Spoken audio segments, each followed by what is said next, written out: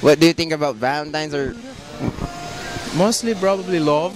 Two people are in love, so that's what came in mind as thoughts. What are your plans tomorrow for Valentine's Day? Actually, it's not meant for lovers only, so I'll try to spend some time with the friends that I love. I'll try to express my love to my family, my fathers, my mothers, sisters, and everyone who has been around me in the last year.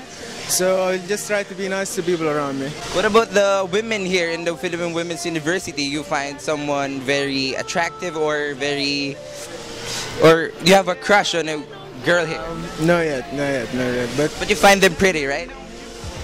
most probably, yeah. Hindi kasi ako naniniwala sa Valentine's, pero sa Hearts Day, naniniwala ako doon. Kasi pag pumasok sa akin yung word na Hearts Day, kumbaga parang pinapakita doon yung love ng dalawang tao sa isa't isa. Tsaka syempre, hindi lang yung love ng isang tao, kumbaga nandun din yung love ni Lord nagpo-pour out sa aming dalawa. Ayun. Valentine's Tol, Valentine's. Help me out. Kaya kailangan ko ng guest eh. Sige. Ano ba po? Bakit? Bigay ka ng suggestions mag-Valentine's. Valentine's.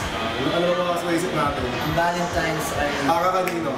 para sa mami namin. Para sa mga mahal. Ikaw naman bakit? Para sa akin. Para sa nanay ko.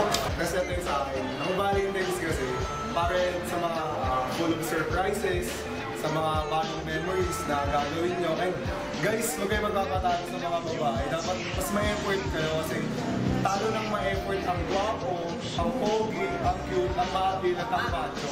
Guys, dapat kayo mag-effort ng sobra-sobra at saka huwag nyo hayaan yung babae na parang sila pa yung gumawa ng first move sa inyo. Kasi pag hinayaan nyo yung bading ka, promise bading ka.